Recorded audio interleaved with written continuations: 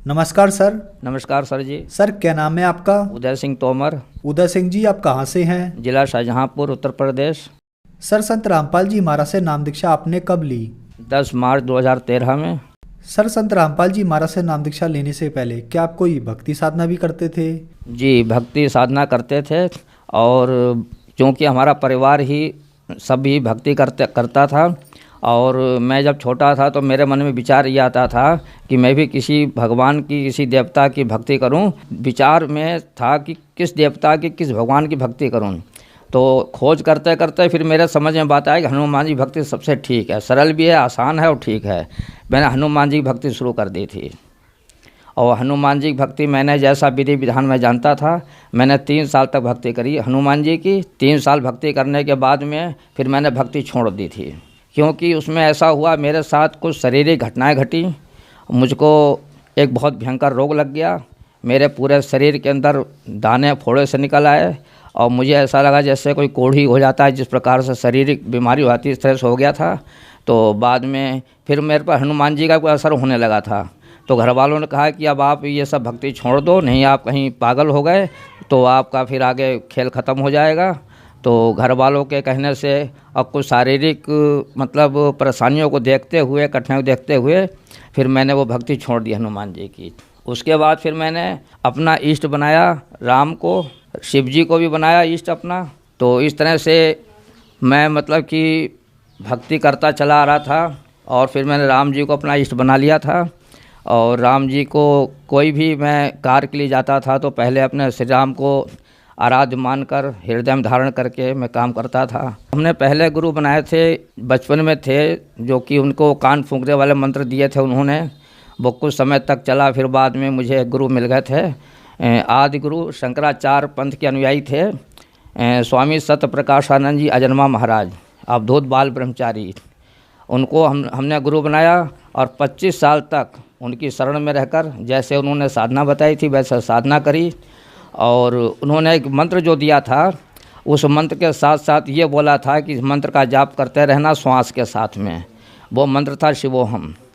जैसे ऊपर नीचे मंत्र का जाप होता है, इस तरह से जाप करते रहना। हमने वो भी किया। करीब 15 साल लगभग मैंने उस मंत्र का जाप किया। लेकिन एक विधि जो बताई थी कि रात में 2 बजे उठकर पलथी मारकर और यहाँ नाक के ऊपर यहाँ पर ध्यान लगाया करना, यहाँ तुम्हें प्रकाश दिखाई देगा। उस साधना को फिर मैंने रात में 2 बजे उठ कर के मैं उस साधना में फिर पूरी मैंने अपनी निष्ठा से पूरी जोर शोर ताकत से मैंने शुरू कर दी कि किसी तरह वो उपलब्धि प्राप्त हो जाए, जिससे मैं उनसे ये बताकर इसके विषय में कोई जानकारी ले सकूं। सर, फिर क्या कारण बना कि आप संत रामपाल जी महाराज की शरण में आए?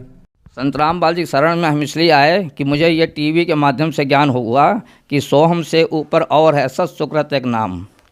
और फिर हमने गीता में देखा कि ओम तत्सत ब्राह्मण त्रिविध स्मृता, कि ओम से ऊपर ये तत् और सत, ये 2 प्रभु और हैं जो ब्रह्म, परम ब्रह्म, पूर्ण ब्रह्म कहलाते हैं। अक्षर पुरुष, अक्षर पुरुष, परम अक्षर पुरुष। और हमें तो केवल ब्रह्म तक का ही ज्ञान था, इसके आगे ज्ञान नहीं था।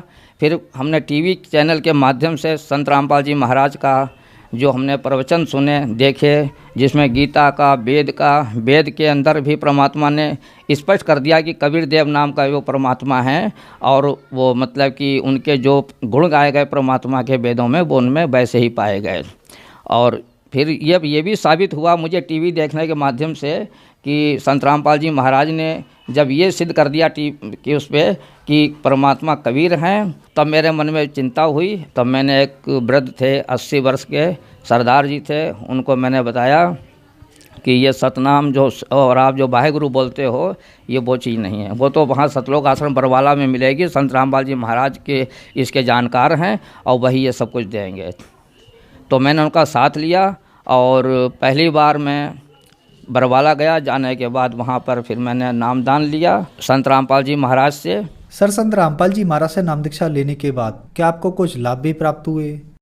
हाँ जी, लाभ तो बहुत प्राप्त हुए, और उसके बाद तो लाभ ही लाभ होते चले आ रहे हैं। हानि का तो कोई कहीं से समझ में नहीं आता है, कहीं पर से हानि हुई हो। अगर हमें ऐसा लगता है कि हाँ कुछ हानि हो रही है, लेकिन उसका परिणाम जब देखा तो वो भी बहुत अच्छा और पॉजिटिव प्लस में वो गया। मेरी आर्थिक स्थिति बहुत ख़राब थी और हमें मतलब शारीरिक कष्ट भी थोड़े छोटे मोटे बने रहते थे। परिवार में भी लोग कोई ना कोई बीमारी से ग्रसित रहते थे।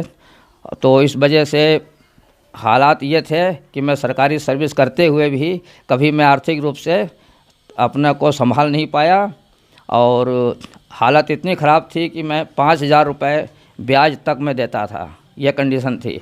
लेकिन संत रामपाल जी महाराज की शरण में जाने से मेरे ये सारे जाने से पहले ही ये संकट दूर होना शुरू हो गए थे और मुझे आर्थिक रूप से इतनी मजबूती मुझे मिलना शुरू हो गई कि मैं सोच नहीं सकता हूँ। परमात्मा ने ऐसे चमत्कार कर दिए कि मैं इस सोच के हैरान हूँ कि परमात्मा ही वो काम कर सकता है जो कि दूसरों के लिए असंभव है। मुझे मतलब कि बैंक लोन का समस्या थी, ऐसा बंदा मिल गया जिसने खुद मुझसे कहा कि तुम ऐसा कर लो और तुम्हारी ये ज़रूरत है। फिर हमने कहा ठीक है, मुझे ज़रूरत तो थी लेकिन मैं थोड़ा सा उलझन की वजह से नहीं चाहता था, तो मेरा ये काम हुआ। और मैंने एक अपनी कमेटी चला रखी थी। जाने से पहले वो कमेटी में मुझे मेरा नंबर आ गया, वो भी पैसा मुझे मिला और हमने मतलब कि सैलरी हमारी थी जो 20-25 तारीख के बाद मिला करती थी, वो भी समय से मिलना शुरू हो गई। तो मेरे पास पैसा इतना हो गया कि एडवांस पैसा मेरे घर में रखा रहता था और मैंने परमात्मा से प्रार्थना भी की थी कि परमात्मा बरबाला में कि प्रभु कुछ ऐसी कृपा करना कि हम अधिक से अधिक आपके दरबार में आपके दर्शन हेतु हम आ सकें, ऐसी व्यवस्था कर देना परमात्मा। तो हम जब नाम दान लेकर के आए उसके बाद हमारे परिवार के लोग जुड़ना शुरू हुए, उनको साथ में लेके जाने लगे और इस तरह से हमें मौका बराबर मिलता रहा परमात्मा के दरबार में जाने का। हमारी पत्नी को कैंसर हुआ था और उसका हमने इलाज डॉक्टरों से करवाया। एक डॉक्टर ने रेफ़र किया बरेली केशलता हॉस्पिटल में, वहाँ डॉक्टर ने बोला कि इनका ऑपरेशन होगा, 10 दिन भर्ती रहने के लिए बताया। तो मैं फिर वहाँ से उनको छोड़ करके फिर मैं सीधे उसी डॉक्टर के पास गया जिसने वहाँ भेजा था बरेली में, मुझे बदायूं के डॉक्टर थे। तो उनसे मैंने परामर्श किया कोई ऐसा डॉक्टर बताइए जो बीमारी को सही कर सके और ठीक इलाज हो पाए। तब उन्होंने बताया कि आपका दिल्ली, लखनऊ, कानपुर, अलीगढ़ इस जगह पे इलाज है और वहीं आप करा सकते हैं। फिर मैंने लखनऊ चुना, लखनऊ गया, वहाँ पर मैंने वाइफ पत्नी का इलाज करवाया।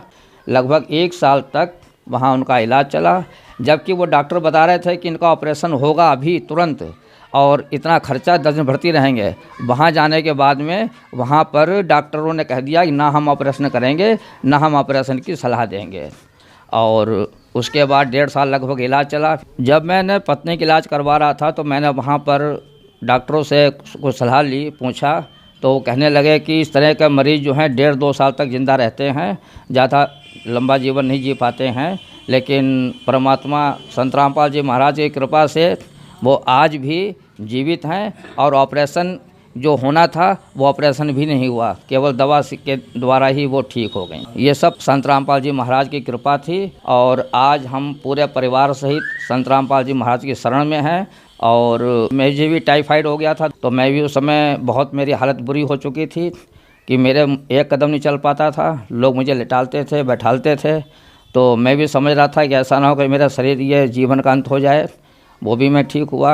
एक बार नीलगाय से मैं टकराया, बहुत भयंकर टक्कर हुई थी, गाड़ी मेरी बिल्कुल पलट गई थी मोटरसाइकिल और मैं दूर गिरा जा कर के, और तो उसमें मुझे चोट आई थी।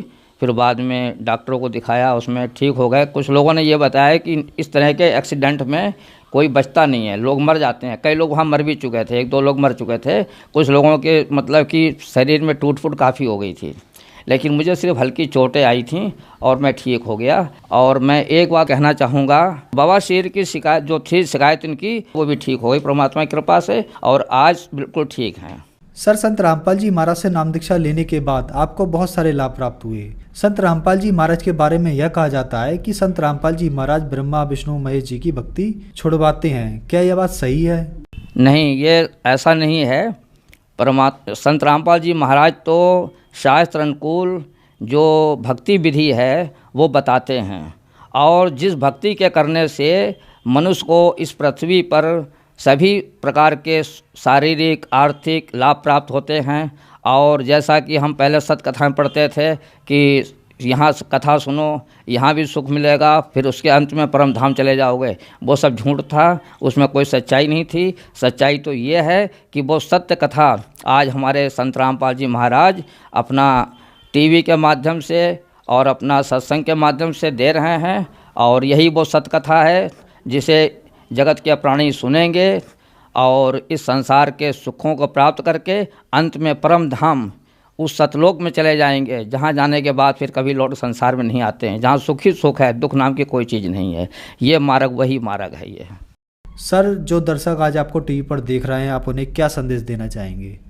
संदेश तो परमात्मा दे रहे हैं, और मैं उन सब भगत भाई जो भी हमारे जगत के भाई बहन हैं उनसे मैं प्रार्थना करता हूँ कि कोई इस गफलत में ना रहे कि ये कोई साधारण मनुष्य हैं, ये स्वयं परमात्मा है, ये सिद्ध हो चुका है, और वो परमात्मा संत रामपाल जी के महाराज के रूप में आज धरती पे विराजमान है। इसमें किसी प्रकार की कोई संशय संदेह की बात नहीं है। जो लोग मुझे देख रहे हैं, सुन रहे हैं, अगर वो किसी बात का चैलेंज करते हैं, इस बात की शंका करते हैं, तो वो हमसे संपर्क कर सकते हैं। संत रामपाल जी महाराज से नाम दीक्षा कैसे ली जा सकती है? संत रामपाल जी महाराज से ज्ञान दीक्षा लेने का तरीका है कि साधना चैनल पर 7:30 से 8:30 तक टीवी प्रोग्राम आता है आध्यात्मिक ज्ञान चर्चा के नाम से। उस पर एक पीले रंग की पट्टी आती नीचे, उस पर आश्रम के नंबर दिए हुए हैं। आप जब उनसे संपर्क करेंगे तो उधर से आपको जवाब मिलेगा। जो आपके क्षेत्र में सत्संग हो रहा हो या जहाँ नामदान सेंटर खुले होंगे, वहाँ आपको बता दिया जाएगा कि आप वहाँ जाकर नामदान ले सकते हैं। धन्यवाद सर।